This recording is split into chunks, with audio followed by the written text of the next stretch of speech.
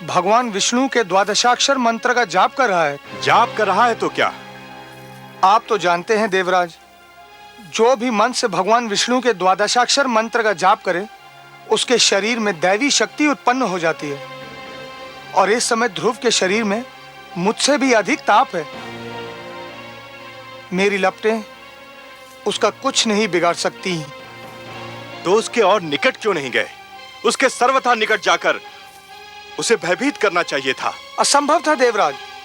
यदि मैं उसके निकट जाता तो स्वयं भस्म हो जाता। और इस समय उसमें जो शक्ति है उसे कोई भी पराजित नहीं कर सकता। नारायण नारायण, आपने सत्य कहा अग्निदेव। ध्रुव के शरीर में जो शक्ति आ गई है उसे कोई भी पराजित नहीं कर सकता, क्योंकि उस शक्ति का नाम भक्ति है।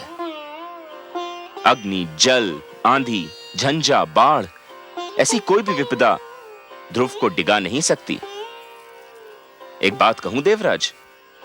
कहिए देवर्षि। बात क्या, एक छोटा सा परामर्श है आपके लिए। तो प्रदान कीजिए। अग्निदेव, ध्रुव के पास जो ज्वाला चक्र छोड़ आए हैं वह ध्रुव का तो कुछ नहीं बिगाड़ सकता। हां, वन के निर्दोष पशुओं को अवश्य क्षति पहुंचा सकता है। इसलिए यदि आप उचित समझें तो अपने इस क्रोध की अग्नि को शांत कर लें। आप ठीक कह रहे हैं देवर्षि। अग्निदेव, हमारी चिंता का विषय तो वह बालक ध्रुव है, जंगल के वे निर्दोष प्राणी नहीं। कृपया आप शीघ्र जाइए और जंगल में लगी ज्वाला को शांत कर दीजिए। जो आज्ञा देवराज।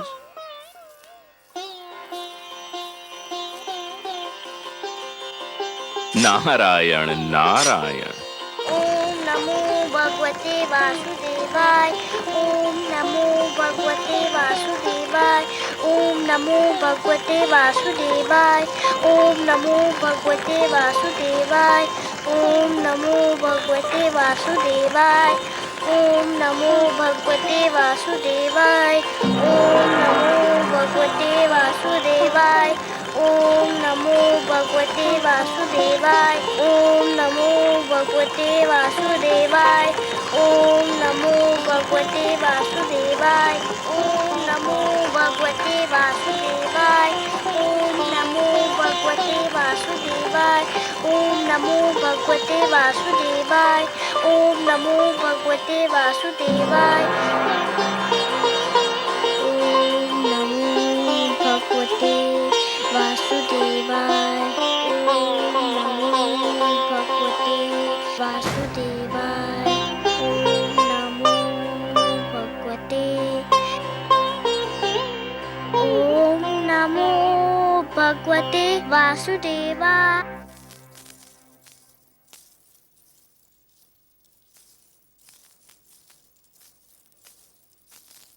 प्रणाम राजगुरु। प्रणाम। क्या बात है? आप लोगों के मुख देखकर तो ये लग रहा है कि अवश्य कोई अशुभ समाचार है। हाँ राजगुरु, ऐसा लगता है कि स्थिति नियंत्रण के बाहर हुई जा रही है। क्यों? समस्त राज्य में असंतोष फैला हुआ है। असंतोष? पर क्यों? प्रजा पर तो कोई अत्याचार नहीं हुआ है। प्रजा में यह भावना फैल गई है कि राजकुमार ध्रुव के जाने का कारण महारानी सुरुचि है और उनके विरुद्ध बहुत क्रोध फैला हुआ है। यदि प्रजा का यह क्रोध राजभवन की ओर मुड़ गया तो अराजकता फैल जाएगी। केवल आप ही महाराज को यह परामर्श दे सकते हैं कि वे प्रजा की भावना को शांत करने के लिए कोई उपाय करें। नहीं, महाराज इस स्थिति में नहीं कि वो कोई परामर्श दे सकें या ले सकें। पुत्र वियोग ने उन्हें निढाल कर रखा है। उन्हें तो ये सूचना देना भी उचित नहीं कि राज्य में असंतोष फैल रहा है। परंतु अब क्या किया जाए राजगुरु? कहने को तो देश राजा का ही होता है। उस पर राज्य करना, उसे संभालना राजा का कर्तव्य भी है और अधिकार भी। परंतु इन कार्यों को संपूर्ण करने में राजा जिन लोगों की सहायता लेता है वह भी उत्तरदायी होते हैं। रात्रि का अंधकार दूर करने का उत्तरदायित्व केवल चंद्रमा पर नहीं, उन तारों पर भी है जो चंद्रमा की चारों ओर चमकते हैं। यदि प्रजा में असंतोष फैला है तो उसे दूर करने का उत्तरदायित्व मुझ पर और आप पर भी है।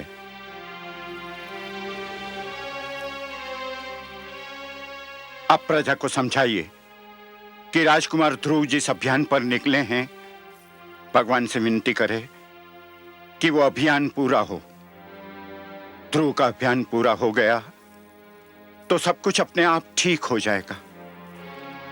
जाइए और प्रजा को समझाइए कि राजभवन में बिखरे दुख को अपनी भावनाओं से और बढ़ावा न दे और ध्रुव की रक्षा और इच्छा पूर्ति की प्रार्थना करे। जो आज्ञा राजगुरु।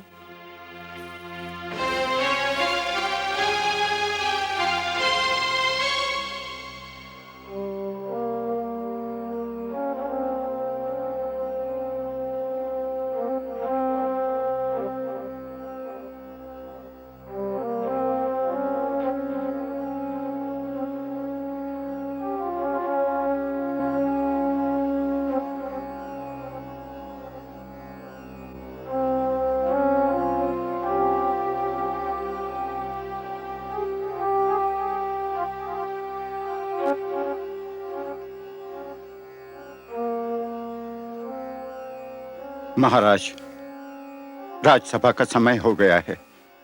आप यहाँ क्या कर रहे हैं? संसार के दुखों से पीड़ित होकर भगवान के चरणों में शरण ढूंढ रहा हूं राजगुरु। क्षमा कीजिए महाराज, आप भगवान के चरणों में शरण नहीं ढूंढ रहे हैं।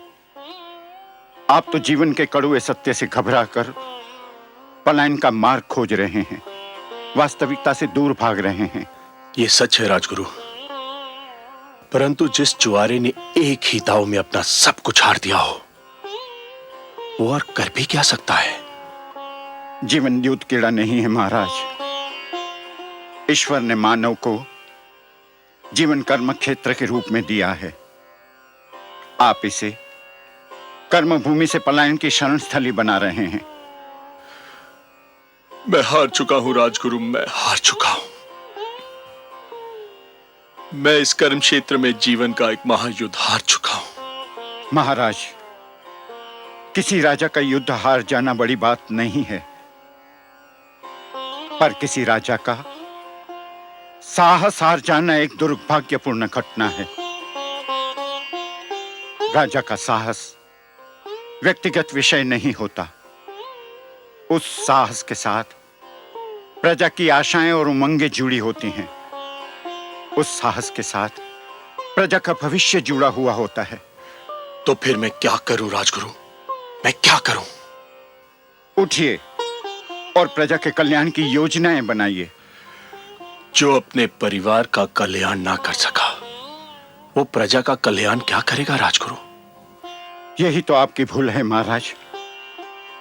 आपने केवल राजभवन की चार दीवारी के भीतर रहने वालों को अपना परिवार समझ लिया है, पर वो प्रजा जो आपकी जय जयकार करती है, वो सैनिक जो आपके एक संकेत पर अपने प्राण न्योछावर करने उठ खड़े होते हैं, क्या वो आपका परिवार नहीं है? राजा का वास्तविक परिवार तो उसकी प्रजा है। प्रजा के दुख पर दृष्टि डालिए, आप अपने दुख भूल जाएंगे। यदि कोई वृक्ष फल न दे सके तो उसकी महत्ता में कुछ कमी आ सकती है, पर यदि कोई वृक्ष छांव ही न दे सके तो उस वृक्ष का महत्व ही नहीं रहता। राजा वो वृक्ष होता है जिसके तले प्रजा को सुख और न्याय की छांव मिलती है। अपनी प्रजा को इस छांव से वंचित न कीजिए महाराज। उठिए, अपना उत्तरदायित्व तो निभाने की सोचिए।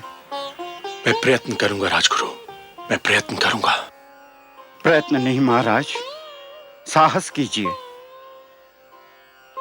महाराज, यदि आपको मेरा परामर्श स्वीकार नहीं है, यदि आपको मेरी बातों पर विश्वास नहीं है, तो मुझे कहने दीजिए कि मैं आपके और राजसभा के योग्य नहीं हूं। यहाँ मेरे लिए कोई स्थान नहीं है। ठहरिए राजगुरु, ठहरिए।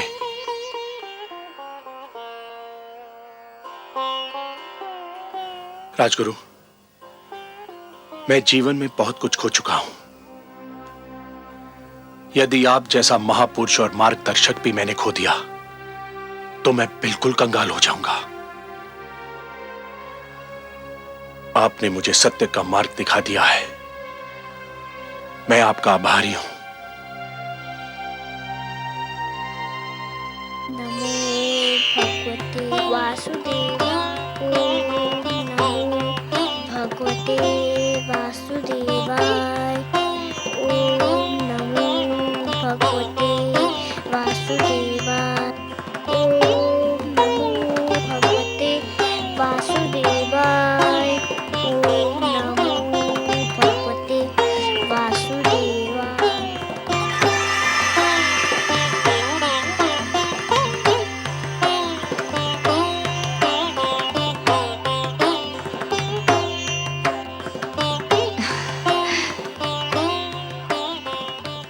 क्या हुआ स्वामी? हे कमल नयन, जब त्रिलोक में उजाला फैलता है, जब धरती पर बसंत झूमता है, जब कमल खिलते हैं, जब पुष्प अपनी सुगंध फैलाते हैं, मैं समझ जाती हूँ कि आप मुस्काए हैं। ये सारे दृश्य आपकी मुस्कान की ही छवि हैं। विधाता ने मुस्कान की रचना ही इसलिए की कि वो आपके अधरों की शोभा बढ़ाए। पर अभी अभी मैंने आपके अधरों पर जो मुस्कान देखी, उसमें एक विचित्र ज्योति, एक अद्भुत प्रकाश दिखाई दिया मुझे। जैसे आपके अधरों से मुस्कान नहीं, किरण फूट रही हो। कोई मुझे आनंद विभोर कर रहा है देवी। अवश्य ही सृष्टि के किसी भाग में भक्ति के प्रकाश का उदय हो रहा है। मुझे एक विचित्र आनंद का अनुभव हो रहा है। हो न हो, ये मेरे ध्रुव की भक्ति का ही चमत्कार है। उसके रोम रोम में केवल आप ही बसे हैं सर्वेश्वर। उसके हृदय में झांक कर देखे तो केवल आपकी छवि ही दिखाई पड़ेगी।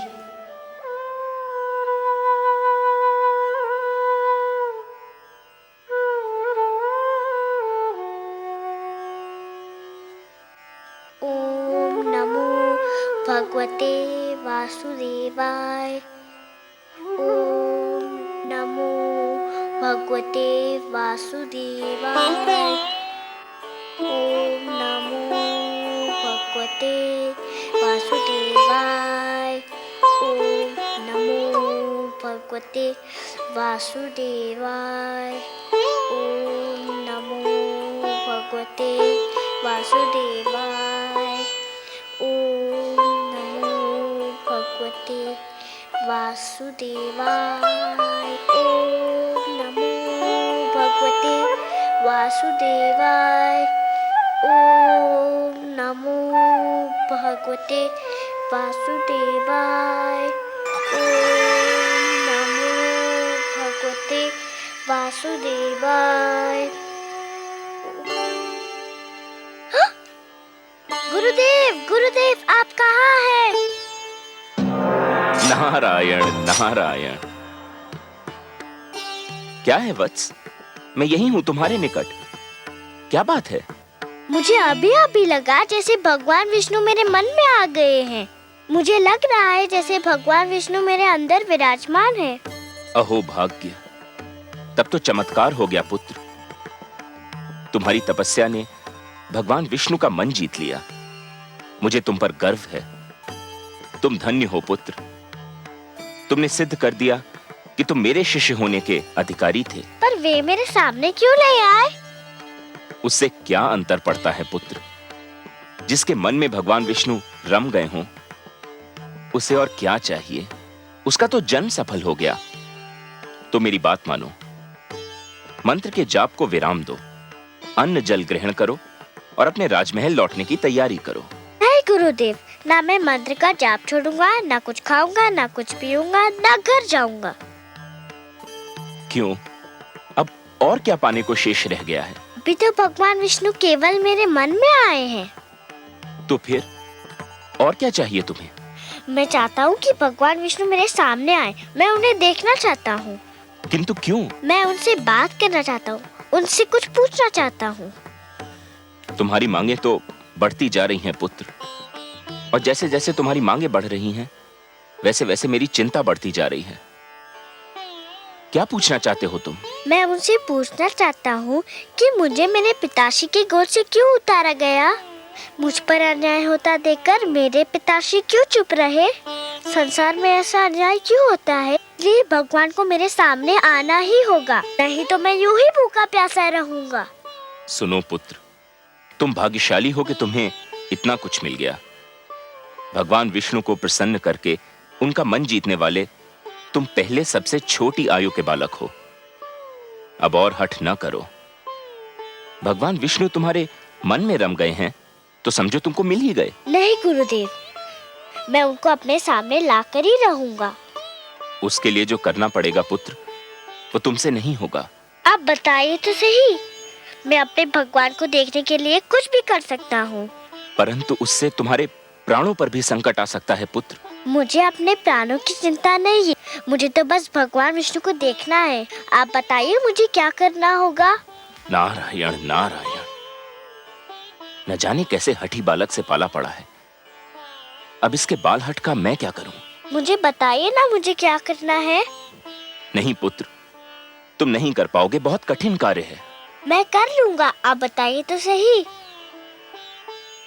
अच्छा तो सुनो, यदि तुम अपनी इच्छा की पूर्ति चाहते हो तो तुम्हें अपनी श्वास को रोकना होगा। कैसे? सुनो पुत्र, एक बार ओम का उच्चारण करके पूरी शक्ति से अपनी श्वास को अंदर खींचकर मन ही मन ओम नमो भगवते वासुदेवाय का तब तक जाप करो जब तक स्वयं भगवान विष्णु तुम्हारे नेत्रों के सम्मुख साक्षात न आ खड़े हों।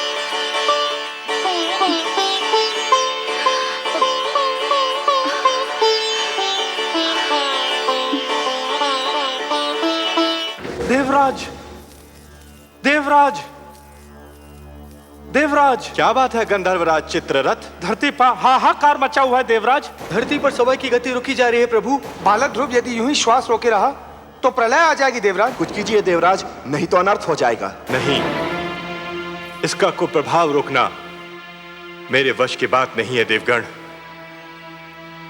हमें ब्रह्मा जी के पास चलना चाहिए, अब वही इसका कोई उपाय बता सकते हैं।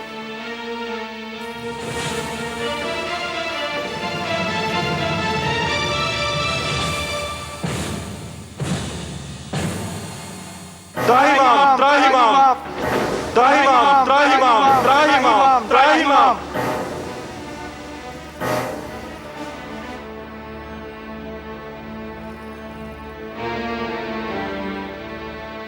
हे ब्रह्मदेव, कोई उपाय कीजिए, नहीं तो बालक ध्रुव के कारण अनर्थ हो जाएगा। उसने श्वास रोककर संसार की सारी गतिविधि ही रोक दी।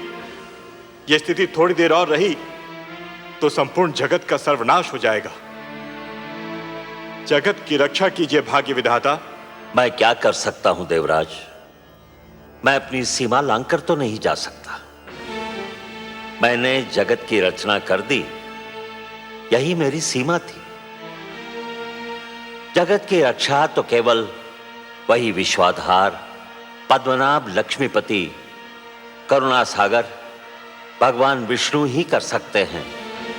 और फिर ध्रुव, मेरा नाम तो नहीं जप रहा है कि मैं उसे शांत कर दूं। वो तो भगवान विष्णु के मंत्र का जाप कर रहा है।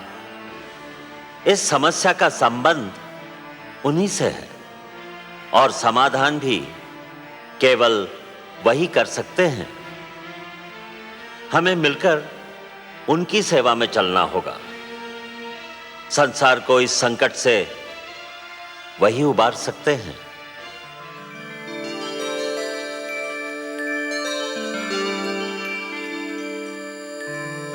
त्राहिमाम त्राहिमाम त्राहिमाम त्राहिमाम। प्रणाम हे नारायण। हे लक्ष्मीपति, हे गोविंद, हे सर्वेश्वर, आपको कोटि कोटि प्रणाम। प्रणाम। हे त्रैलोकीनाथ, सृष्टि की रक्षा कीजिए, नहीं तो आपकी सृष्टि को प्रलय आने से पहले ही एक महाप्रलय नष्ट कर देगी। ध्रुव ने जब से श्वास रोककर द्वादशाक्षर मंत्र का जाप आरंभ किया है, सारे संसार में वायु की गति रुक गई है। प्राणियों के दम घुट रहे हैं प्रभु। ध्रुव को रोकना मेरे वश में नहीं है भगवान। यह कार्य केवल आप ही कर सकते हैं। आप सृष्टि के रक्षक हैं, उसके पालनहार हैं। हम सब विनती करते हैं, आप ही ध्रुव की समस्या का कोई उपाय कीजिए प्रभु। समस्या बहुत गंभीर हो गई है। अब बात केवल एक बालक तक सीमित नहीं रही ब्रह्मा जी। सारी सृष्टि के समक्ष एक संकट खड़ा हो गया है। अब तो हमें जाना ही होगा अपनी सृष्टि की रक्षा के लिए, और फिर किसी और की भांति हमें भी तो ध्रुव के प्राणों की चिंता है।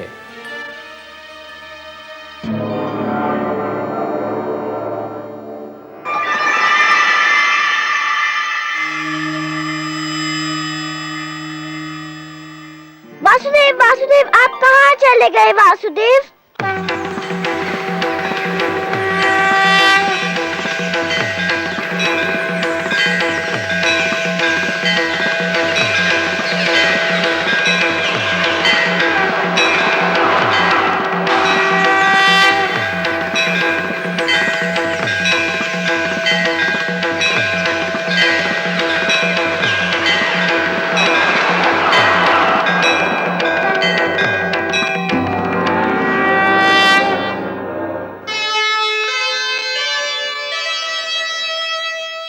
नन्हा सा ध्रुव हो गया,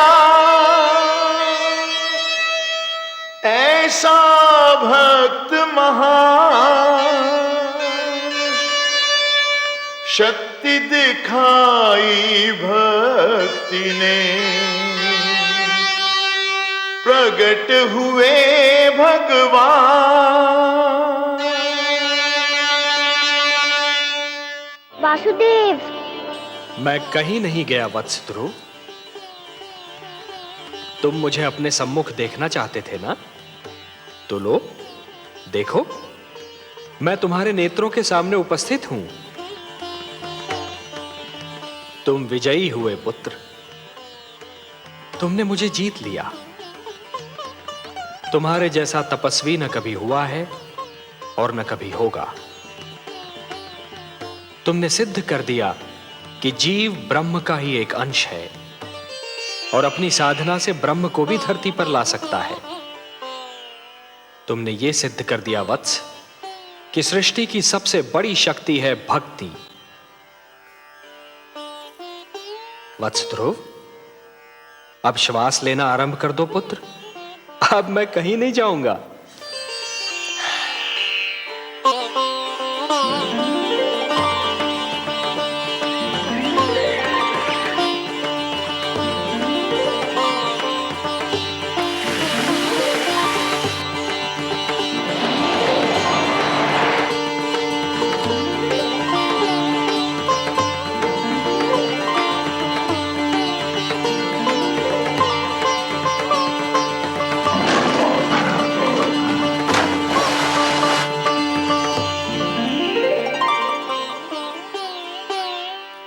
तुम मुझसे मिलना चाहते थे, मैंने तुम्हारी इच्छा पूर्ण कर दी।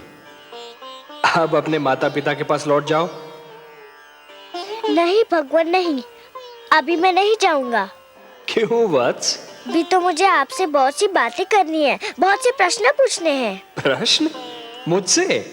भला ऐसे कौन से प्रश्न हैं तुम्हारे मन में? मुझे बताइए प्रभु कि मेरी छोटी माता मुझे अपना पुत्र क्यों नहीं मानती? उन्होंने मेरी माताश्री को दासी क्यों कहा? उन्होंने मुझे मेरे पिताश्री की गोद से क्यों उतारा? मेरे पिताश्री ने छोटी माता को रोका क्यों नहीं? बताइए भगवान। अरे अरे अरे अरे अरे, इतने सारे प्रश्न एक साथ? अच्छा ये बताओ कि सबसे पहले तुम किस प्रश्न का उत्तर चाहते हो? मुझे मेरे पिताश्री की गोद से क्यों उतारा गया? अच्छा, तो इस प्रश्न ने तुम्हें सबसे अधिक व्याकुल किया है? हाँ भगवान। मेरे निकट आओ।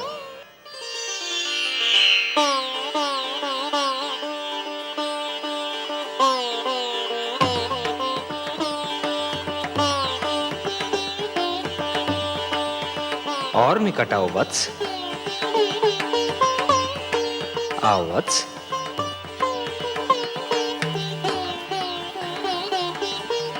मेरी गोद में बैठ जाओ।